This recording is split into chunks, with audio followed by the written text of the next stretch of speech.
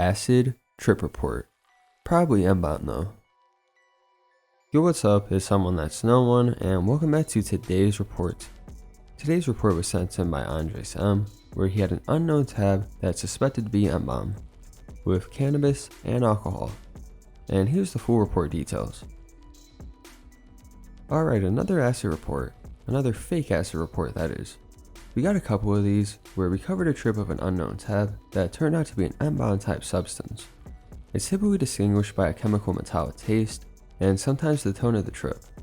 It doesn't turn out to be the worst trip though, but it does get pretty trippy, especially with his thoughts and general mental space.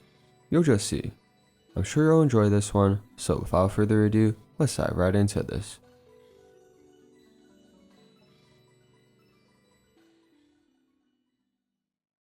Hey yo, this part you don't need to include in the report. Just a quick little thank you for the content. I usually listen to your content when I'm lying in bed to sleep, and it helps me sort of meditating. So yeah, thanks. First, some quick info about me at the time of this trip.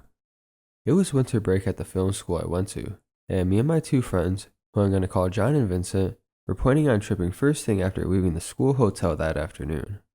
I got a hold of my acid dealer, and she told me she had some really strong shaman acid. And my buddies and I got really excited, so we told her we were going to buy one tab each. It took frickin' forever though, and when we finally got it, it was around 8 p.m. or so. Since we had been waiting all day, we couldn't wait any longer. We met up with our dealer, and she literally dropped the blotters in her car, then gave them to us and wished us a happy trip. With acid in our hands, we walked like 100 meters away and each placed a blotter under our tongue, which tasted like a chemical, hence why I believe it wasn't acid, and excitement filled the air. We were all going over to Vincent's house because his parents weren't home, and it was the closest place we could stay, although he lived on a half island, so we had to take a ferry to get to him. We didn't really plan this out, so we had to wait for the ferry to arrive, which took about 20 minutes. From past experiences, any drugs I've ever taken hit me a lot earlier than any of my friends, so when we went on the boat, I could already feel a tingling sensation, and slight visuals were starting to form. I looked at the tables we were sitting at, and the patterns already started flowing around like water. My friends noticed that I was staring into the table like a crazy person, and so they laughed in giddiness, knowing that the drugs were working. The boat ride takes about another 20 minutes, and by that time, I was already experiencing pretty intense visuals, and it had finally started hitting my friends as well, but they were kind of freaking out a little bit. I was always the most experienced amongst us, so I was pretty used to calming everyone down, and I immediately took this role this time around as well. I assured them everything would be fine. We got off the boat, and now we had to take a bus. The trip had really started kicking in for everyone at this point, but now we were all laughing like maniacs at the back of the bus. All the lights in the bus were like disco lights and all the colors of the rainbow, and they were constantly changing colors. The seats had these small squares on them. Just imagine the regular shitty bus seat art, and out of every square, bright light was glowing like the sun, casting rays around the bus. I felt really good and euphoric at this point. For some reason, my grandfather called me, and usually I would never answer any of my family members when I'm tripping, but I felt in control, so I answered. I cannot remember what the conversation was about, but I think I handled it pretty good, and I just told him I was out drinking with some friends. We finally arrived at our stop about 15 minutes later and got off. At this point, all the visuals for everybody were really intense, and the same disco rainbow thing was still happening to all the streetlights everywhere for me. I had really intense tracers as well, and we were all just kind of wandering around in amazement, feeling pure euphoria and happiness. Keep in mind, this was in the middle of winter in my country in Norway, so it was very dark outside, although the sun helps reflecting light, so it wasn't really blindingly dark everywhere. We were now well on our way to Vincent's house, but we still had to walk through a pretty dense forest to get to his house. While walking, I remember looking down at the dirt road car tracks. My perspective got all skewed, and it looked like I was a giant walking down two sets of two-lane highways. I even started seeing miniature streetlights. At one point, John pointed up at the sky and said, "Man, look at all those triangles in the sky." And immediately as he mentioned triangles, hundreds of triangles in neon colors spread over the sky. almost like a glass spilling water on the ground. The moon was also really fascinating to look at, as it seemed much closer, almost like I could take it with me and shove it in my pocket. About 75% of the way to Vincent's house, John and Vincent were complaining that they were getting really hot, and they started taking off their clothes. It's the winter time in Norway, so it's probably at least -10 degrees Celsius, about 14 degrees Fahrenheit, so I can assure you it was not hot outside, yet they still felt incredibly hot. I felt fine. We finally arrived and got inside. Feelings of pure bliss and euphoria hit me in waves, and the visuals were as crazy as ever. Insane perspective twisting, incredibly long tracers, and colors at the wazoo, so to speak. We decided to smoke some weed to really start tripping, and so we made a massive joint and hotboxed it in Vincent's old broken down van. Fast forward about 2 to 3 hours, and some of Vincent's friends were coming over. 2 assholes who I never met before. They arrive, and they notice immediately that we're tripping. I was wearing really trippy clothes and a bucket hat the whole time. They start bringing the vibe down, but me being in the state I wasn't fazed by it at all. I simply felt sorry for them, that they were acting this way, because they were being total assholes the whole time, actually trying to peer pressure me into taking a shot at Jaeger. At first, I said no, and I was pretty concise. But when one of them said something like, "But why the fuck not? Let's just have some fun," I agreed. Why the fuck not? I took the shot because I wanted to, not because they peer pressured me. At least that's what I like to believe. I can't remember how this happened, but at one point, one of the cunts were almost challenging me in some sort of dick measuring contest. Not literally. Me being at one with the universe literally just told him to calm down, and that I respected him and that I did not want to fight him. Because he really wanted to challenge me to a fight, it seemed. He accepted this, and we all got along better.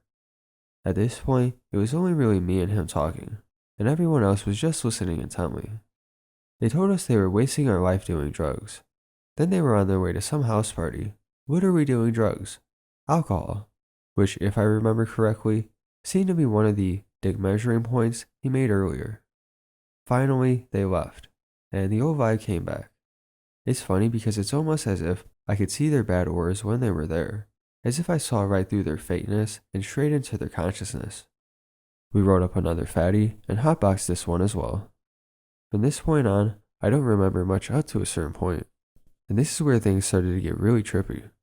My ego was dissolving, and items around the house started losing their meaning. It felt like I finally started finding the key to existence, and I looked at my phone and laughed because the concept of my phone meaning anything to me was laughable. It literally felt like I was finally waking up. John, Vincent, and I were now sitting in a triangle formation around his living room table, and I swear to God, I could hear their thoughts. Whenever they said something or thought something, it felt like I was who was having the thought, not them. I could feel our consciousnesses connecting. It's really hard to explain, but if I looked at John, he looked at Vincent, and Vincent looked at me, as if we were locked in this grid-like triangle structure. I couldn't simply look wherever I wanted. I could only look at them. And whenever I switched to look at another person, I could feel us all sort of guiding this ball of energy around. All our consciousness squeezed into one point in time and space. At this point, I barely knew what was going on, but I was strangely calm and at one with everything. That's what it felt like. We had become one with each other. All of a sudden, my sight quickly jumped from John to Vincent, then to myself. How? I don't know, but it happened. XD. And this was happening faster and faster until at one point it was going so fast that it seemed like we were drilling a hole into the fabric of time itself. I saw each of our 3 dots of consciousness melt into the middle of this triangle we had formed, and it was drilling downwards infinitely. Epiphany after epiphany about the very reason for existence itself was being shown to me at rapid-fire speeds. It literally felt like the universe was shooting information about itself through this metaphysical hole we drilled, and the information was coming to me at the speed of light. All of a sudden, I snapped out of it, and I was finally awake for the first time in my life. Now, a little side note, I've always been an active dreamer, and I remember having tons of lucid dreams as a child, fewer so as an adult. But I still get them from time to time. And if you've ever woken up in a dream to lucid dream, that's exactly what it felt like. All this time, All of this had just been a ruse to make me believe that this reality was the real one. And finally, I had managed to figure out the mystery to my existence. Everything was me, and I was everything. I looked at Vincent's house phone and scuffed at it, picked it up and threw it at the wall. Probably not really hard, seeing the state I was in. Because, after all, I created this phone through my consciousness, so nothing really mattered at this point. This immediately grounded me a little bit because John and Vincent were telling me to calm the fuck down and asking me what the fuck I was doing. I had an inner monologue with myself about the fact that I finally awoke, and I was asking myself, what do I want to do now that I'm finally awake? Immediately, I thought about taking one of Vincent's parents' car keys, getting in the car, and find the first attractive woman I could find and make sweet, sweet love to her.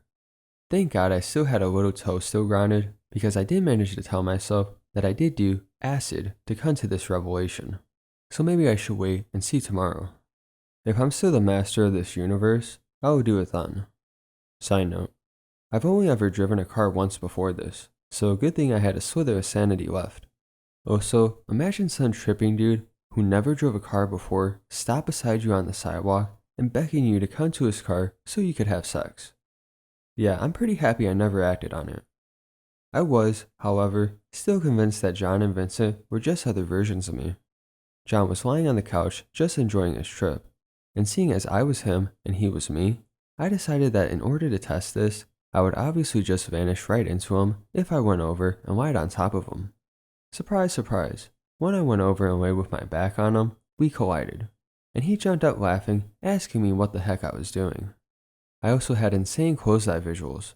Whenever I closed my eyes, I was in a different realm with many different colors, shapes, and sounds. Wherever I moved with my eyes closed, I also moved in this realm, and it felt like I stopped existing in the physical realm when my eyes were closed, and vice versa.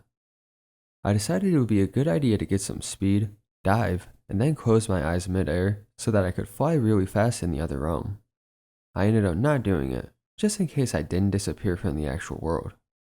Whenever John or Vincent talked to me, I laughed at them, telling them that they can stop pretending now, because I know that I am them, and they are me, and that there's no fooling me into believing that my life up until this moment was ever real. Time stopped making sense hours ago, so I can't really tell what time it was, but I was getting really tired and decided that seeing as I had woken up, things would be the same tomorrow when I woke up from sleeping. The last thing I remember before going to bed is that I tried to summon a really hot chick with my mind because I was really horny. Obviously, this didn't work, and I finally fell asleep. The next day I woke with a groundness I've never experienced before. I had finally landed, and I was infinitely grateful that the worst thing I did was throw that phone at the wall, seeing as I had some pretty stupid thoughts the night before. But John and Vincent were also grounded, and we all found a newfound respect for this boring but sane universe we actually lived in. I felt peaceful and jovial. We all shared one last joint, and John and I said our goodbyes to Vincent. On the bus back to the boat, we discussed last night's events, and they both had a much milder trip than mine, it seems, although equally intense in terms of visuals. This trip kept me from tripping for a full year, and I've only tripped 3 more times after this. I've now stayed clear of any psychedelic for almost 3 years. I don't feel like I need a trip yet, as that trip had such a massive impact on me. This part is for you again. I hope you enjoyed this trip report, and I really hope to see it up on your channel, as it is, in my opinion, a really fascinating trip. I don't know for sure what our dealer dropped onto that water, but I'm pretty sure it wasn't acid. Keep up the great content, my dude. Peace. Heart.